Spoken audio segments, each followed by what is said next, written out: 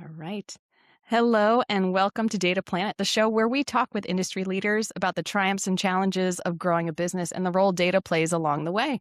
I'm Emma Davis, and today's guest is Michaela Dempsey, Chief Marketing Officer at Levelpath, an AI native procurement platform. Michaela, thank you so much for coming on the show. Thank you, Emma, for having me. It's been a pleasure to be invited. Awesome. So, to start with, can you tell me a little bit about Levelpath, what you do, and who your customers are? So, Levelpath is a AI native procurement solution that IT approves finance trusts and legal validates. It's delightful procurement that's built for the enterprise. We have customers like Ace Hardware, American Airlines, Airbnb, Blue Cross Blue Shield of Minnesota and Tennessee, a company called Coupang, which is out of Korea, GATX, Levi's, SiriusXM, Western Union. I could go on, but Mhm. everyone probably just want to hear the whole list. We have 20 minutes. How many do you have now? Awesome. And so the solution that you provide, it's sort of a multifaceted solution. I imagine different customers are drawn to different features, or there are different things that they get most excited about. What is the most compelling feature that you have seen the most customers get excited about? That's a good question. I think there's a couple of different features that customers are crazy about. So one of the first things that we built in, so our product is built ground up from AI. So generative AI is in our Hyperbridge reasoning engine, and we're able to really assert AI across the whole platform. And Okay. one of the first areas that we built out was in the supplier area where it allowed customers to easily update supplier information, understand the parent-child relationship between a supplier and maybe some of its smaller subsidiaries where they have contracts, or even regionally, like if it's a global company, like where the US contracts are versus the other regions. And so the customers really love that, and they said, they could not emphasize enough how awesome that was, because most often when procurement does bring in a supplier, that record will get updated when they bring that supplier in. But if it's a long-term supplier, there's not generally someone going in and updating that Mm. information. Right. So the AI allows you to easily keep everything updated and fluent on what is going on in your supplier system of record. Is the idea then when you need that supplier, the information is right there? You don't have to, oh, Correct. okay, now I need to find So that new imagine, information. right. So imagine like during COVID, if you had something like this, how easily it would have been for the executive team to just to go in and understand suppliers and maybe what they were doing. Mm, So, right, right. so really a critical piece for procurement. But I would say just as important is when they're sourcing and going out to find the supplier that they need to work with. So the AI now can easily look through the suppliers that you have. It can suggest additional suppliers and help you write and send out the RFPs. And not only that, when it comes back, it easily can assess all the information from the various different suppliers and then detail it and make it so that it's very easy to share either with the stakeholder themselves or the executive team. And it takes a process that would take hours and hours down to seconds. And Wow. and they're not, they're not the processes that you're wanting to spend time on. They're Yeah. processes that are digging for data, putting it together, right? So it's taking all that and just consolidating it into, like, you ask a question, it delivers the answer, you send it off. Wow. Okay. And so you listed off who some of your customers are. Um, what does an ideal customer look like for you? Some of the customers you listed, they're in all different industries. So what signifies to you that someone is a good fit? Well, it really does depend on company size. Obviously, Mm. we can work with smaller companies. So, example, in pharmaceuticals, we definitely have smaller organizations because they are buying a lot. But larger organizations just buy a lot. And Mm. what is shocking, maybe for most people to understand, is that the spend a company has is at least 60% with their supplier, but generally even higher. And so to have a handle on all that, to have it organized and in one location that you can check on the data is critical. And most people are digging in emails, or the contracts are in other places, or they could be working with duplicate contracts and getting one particular price from one group and not the same price from another. And so this system really allows the enterprise to across the board understand the suppliers, eliminate dedupe suppliers, and really get the best pricing across the board for what they're doing. Nice. Okay. Very, very interesting. Um, I'm imagining the specific people using Levelpath, the work that Levelpath makes easier for them is fairly tedious. And also the fact that they exist in a specific market. I imagine there's some interesting niche, right, of people who you're talking to. Can you talk a little bit about the procurement sort of customer base? Because this also isn't your first company that you've worked at that was focused on this procurement customer base. So what's special about this audience? You know, the procurement audience is a very special group because they have to really, they're almost like consultants. They have to work within the business, satisfying the buyer, the business buyer, and then they have to make sure that the suppliers are happy, so that when you purchase something from that supplier, that you're getting the best out of that supplier to help your business. And so they're working with both those sides, and of course, then there's always IT and executives. So they have to really juggle the relationships of all the different parties to make sure everyone is very satisfied with what's going on, right? And and so the type of person that goes into procurement really has to have that kind of consultative personality, and they're really quite a pleasure to work with. I've been very fortunate at Scout. We also had a similar buyer, and it isn't to say that the other buyers across the business aren't delightful to work with. It's just this particular group buys so much across the whole business, and for being able to supply them with a product that also makes their life better and easier is just it's just a it's like a chef's kiss, honestly. Yeah.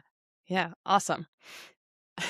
That just imagining it's a lot of people, Yes. like Yeah. the relationships that they have to manage and the different stakeholders they have to consider at any given time. They must be, yeah, sounds like a special group. Um, so speaking of your history, in looking through what your professional experience has been, you have extensive experience in hyper growth marketing.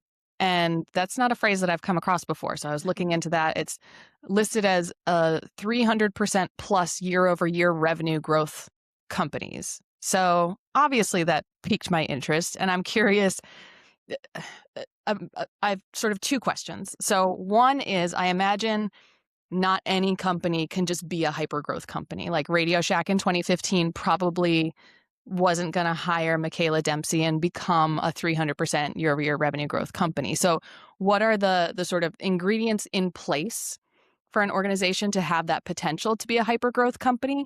And then what do you do with those ingredients to actually bring that hyper growth to life? So I would say that's not correct. So I think you could take almost any company once you find the right piece for it and electrify that area. Um, Okay. when using Anaplan as an example, that was a crowded market. And we had, there was a leader in that market that Workday ended up acquiring. Um, but we ran circles around them, and we just looked at it differently. We marketed differently. It's finding a way to tell a story and really make a difference in that buyer's life. And the thing that's always worked for me, or part of, I would say, like the magic mix, is understanding the customer, working with the customer, and really becoming, I would say, friends. Like over the years, I've worked in network management, security management, financial planning, and it really is getting to understand what their pains are, making a relationship with them, and then being able to share those stories of what their challenges were and how they overcame the challenges within their organization. Your software is a piece of that, right? It's not the full part. I use software. It's not the full part of what I do, but it Right. helps me and it guides me. And so it just like anybody else's software or product would do for that customer user. Okay. Awesome. So it's not, this is going to change your world. It's, I understand your world, and this is how, this enhances these specific things that I already know you care about. I mean, certainly there are products that are that, right? There Mm. are certain like a chat GPT, right? Like that's selling itself. Yeah. Um, but but you could take, as you use Radio Shack as an example, maybe there was something there at that 2015 point that was very popular, and then you remarketed it in a way, like maybe you did it in a blind box, like the Labubus do, and started selling electronics, or built out a game show that not a game show, but like a kids show that showed how to build electronics and then had a weekly thing that they could build, and then you started selling that. It's finding a way to bring that audience back so that you've got a spotlight. And the hypergrowth is the part that's just really fun. Now, obviously, when you're in an area or an industry that has the, let's say, the super connector that will allow you, like the freeway that will allow you to go faster, then it does help, right? And Mhm. so in that case, um but again, like in procurement here, we are we're in a market that's been around for a long time. I mean, the majority of users are SAP users, and SAP products came out, or the Reba product came out in 1999 or 2000. So it's a 25-year-old product. Should people Mhm. get off it? Certainly, but are they using it? 100%. So Mhm. it's finding a way to speak to that audience and hopefully get them to take that opportunity to make a change. Interesting. And so some of what you were sort of edging into with that is an interplay between marketing and product. So you weren't just talking about, okay, we have this thing. Now, how do we put that in a nice, nice wrapper for people to buy it? It's, well, how do we change what we're doing with that product altogether? Or how should the product change based on what we're learning on the marketing front? Is that pretty typical in terms of your relationship as a marketer to the companies that you've worked with? How much interaction is there between marketing and product? Oh, it's huge for, especially in a Yeah. software company. It's huge. But as an example, going back to Anaplan, looking at, the market, people were doing a lot of financial planning, but we could use sales planning and CPG planning and all these different things. So we spun it around and started selling that area, got bigger deals because the buyers in those areas had more influence and were able to buy faster. And then we could come back around sort of like a Trojan horse and then Mm. take the finance department, because they already were using the product and then seeing how flexible it was. And that allowed us to scale faster overall. And Mhm. when we were doing something like that at Bill.com, we were looking at, we were selling a lot to accountants, but we were also selling to people who had uh, uh, fast food chains, right? So those people had multi businesses. It was a small solution for finance, Mhm. but people were able to use it when they had, we could sell it faster for bigger deals when it Mhm. was a small business that had multiple businesses. So it's looking at the angle that you can sort of, let's say, grab more territory at a higher rate than you would for a normal natural deal. Mhm. To what extent do you have to maintain or stay true to your DNA at the center of the product? Because you could just sort of morph into like now we're something totally different. So I imagine there's also some like, okay, but who are we at our core? And then how does that relationship change or how do we serve different markets differently? Right. I think, well, at least for me, it's never altering the core essence of the business. It's Mhm. just finding another way, another inroad in to that area of the business. Mhm. With our product today, we're selling to the users of the product, so it's a pretty straight shot.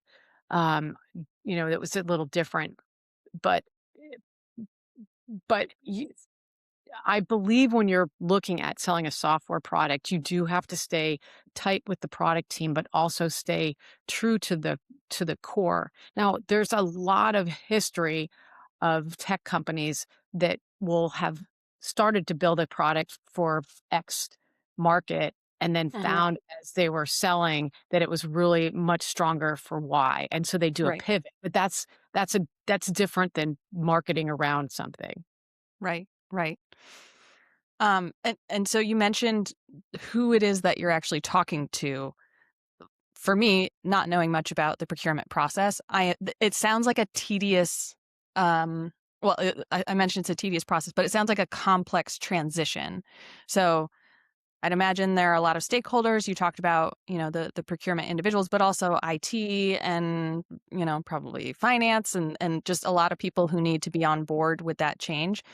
And so I imagine that makes your sales cycle a little bit longer, a little bit more complex. And by extension, then understanding what's working from the marketing front can be more difficult because you have opportunities being generated and opportunities being influenced, and some of that's trackable and some of that isn't. Um, so, how do you know what's working? How are you guys testing and understanding the incremental value of the different things that you're trying on the marketing team? That's a good question. So at Levelpath, we haven't even finished our first year of go to market. So we don't have a lot of things to measure like a year over year. We will Mhm. obviously going into next year. So we have to measure against other things that we know, either things that Mhm. we've done in the past, et cetera. And then looking at everything one to one. So meaning when you complete something in marketing, you can't necessarily look at it right away, but looking at it Yeah. within the boundaries of what that item was. So if it was an event, let's say, you might look at it within a quarter of doing it. If it was a webinar, it might be a little bit less time. And so you're balancing what you're looking at and then trying to edge above it. For me and the team that I work with, we do a lot of research ahead to understand what went on in the sales cycle, what the buyer was looking for, and then trying to see if that is the case with other buyers. And Mm. so with that, you say, "Oh, that's a good story. Let's bring that forward." Mhm. And that maybe that works and maybe it doesn't work. Generally speaking, it does because the people generally have similar challenges Mm. overall. Not always the same, but generally similar. Nice. And then how are you getting those stories in front of people and in front of the right people? So you're creating those webinars, you're inviting people. How are you actually making sure that people know about those things and the right people know about those things so that you can start the conversation with them? I think it's really looking at the channels that you want to drive that information through. So obviously Mm. not everyone, but I always presume that everyone has a website and then they Mhm. have social channels. And then there's professional groups that might make sense for that, whatever you're marketing. And then Mhm. generally those professional groups have events or something, of such. And Mhm. so it's looking at those channels and then looking at who uses those channels. Like, are those the right buyers for you? Or do they look like the right people to bring your story to? Mhm. And then when you have that mix of things, taking that out and then building a program. So usually, what what we do is we'll put something in a sheet and we'll estimate, if we have a certain amount of dollars and we look at the type of different things that we're going to do, let's say third party events, our own webinars, et cetera, um, what we expect to see from that session, and then what was realized, and trying to get the number of, let's say, raw interest, and hopefully get enough raw interest overall Mm, within that quarter, and then see how that interest rolls through what they call the marketing waterfall, and or the revenue waterfall. And so looking at all that, then you can start adjusting. You can start turning the knobs. right. And it, like, does it make sense? Maybe that doesn't make sense. Maybe it was your execution. Maybe it was the idea that you chose. Yeah. Nice. That delicate balance of take your best guess and then keep adjusting from Right. there based on what you see. Awesome. Well, Michaela, I recognize that we're just about at time. I appreciate you fielding all of my questions, and I've learned a lot from you during this conversation. I really appreciate you taking the time and being a guest on Data Planet. Well, great. Thank you so much and have a wonderful day. Thank you. You too.